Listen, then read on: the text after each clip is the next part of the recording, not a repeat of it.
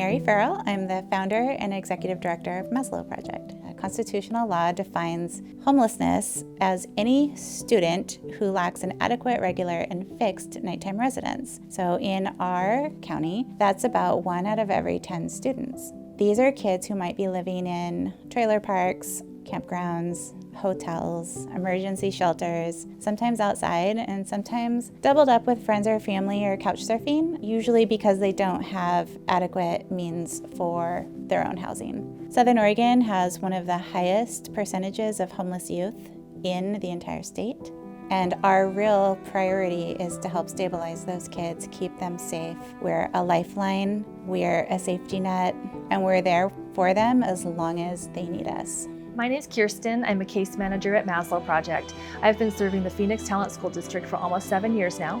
As a case manager, my day is different every single day. Sometimes I am so busy, by the afternoon I think back to the morning and it'll seem like it has been weeks worth of work. So we start with basic needs. We have food, hygiene, clothing. We have a drop-in center in Medford. We have been closed since COVID, but we've been very nimble and we've been very adaptable. And so instead of having clients come to the drop-in center to get the goods that they need, we take them to them. I have several families in motels around the valley. I have several in Medford and several in Ashland. So I go back and forth up and down the freeway taking goods to these families. Right now I have a family in a motel and they're dealing with COVID. So it's a single mama and 3 little kids. And so trying to help her, she has no support. I can't imagine what that must feel like to be in a motel with 3 little kids and everyone's very sick.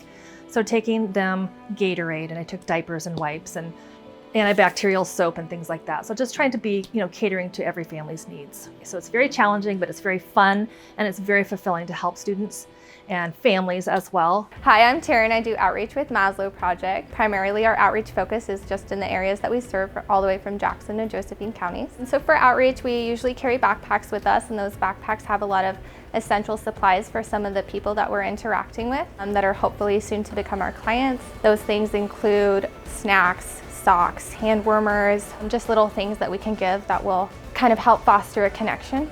Once we're finding these youth, we try to hit those same places. We try to start becoming a familiar face.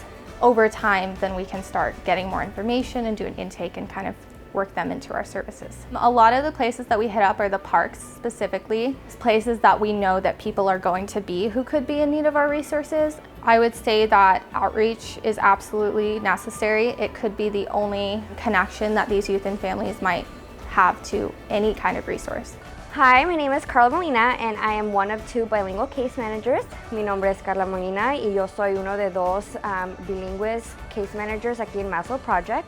And it's very important for us as Spanish-speaking case managers to communicate with the Spanish-speaking community, because a lot of the times they are afraid and they don't understand what resources are available to them.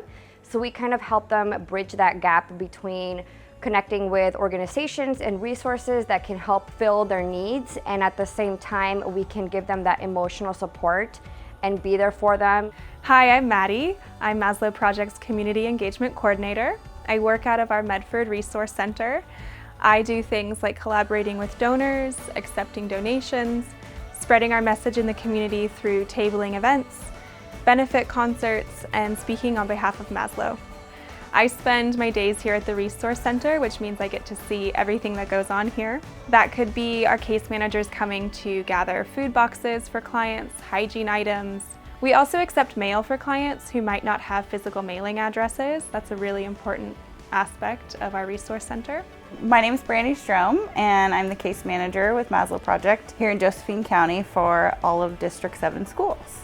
So more clients lack transportation or are farther away from those resources that we do have, so that creates a challenge for them.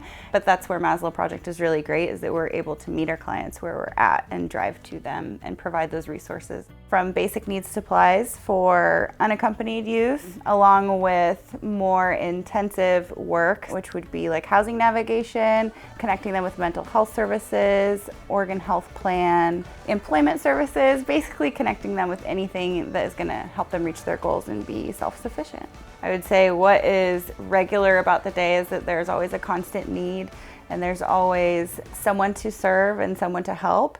Hi, my name is Cheyenne Nichols. I'm a case manager for Maslow Project, and I case manage the Ashland School District. So part of what I do is uphold McKinney-Vento rights for students experiencing homelessness. Foundational to what we do is reducing barriers so that kids can be successful in school.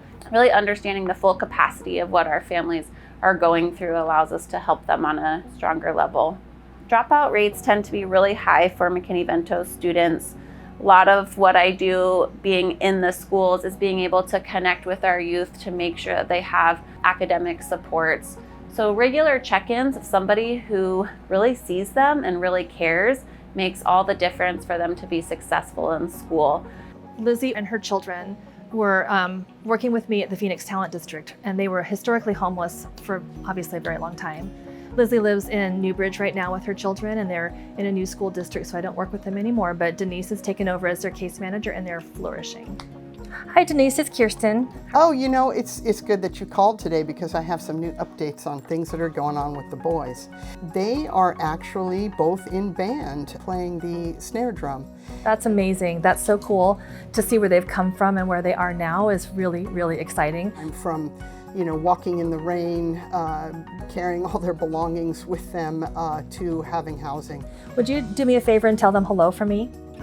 Thank you so much. I care a lot about them. I worked with them for a long time, and it's pretty exciting to see how far they've come. It's really exciting to see. My name is Denise Brown, and I'm the Permanent Supportive Housing Case Manager for Maslow Project. I case manage 20 different families at 2 different housing authority properties. I help people once they are housed work on lagging skills and things that they need in order to stay housed. We also work on basic skills such as self-care and getting health care. One of the things about housing first is that it's really hard to talk to someone who's living in the streets about going back to college or getting some additional skills that they don't have. But once they have housing and their housing is secure and their anxiety begins to tamp down a little bit, they begin to be able to think about some of the higher level things that they have had to put on hold. So this enables people to put the anxiety of their homelessness experience and the traumas that brought them there behind them, and they can start to work on the future.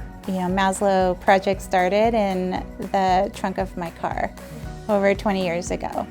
We'll always be more about what we do and who we are than where we are, because even though we have these centers and we have outreach vehicles and we have housing, at the end of the day, it's really still more about our team and the services we provide and that connection that we are building.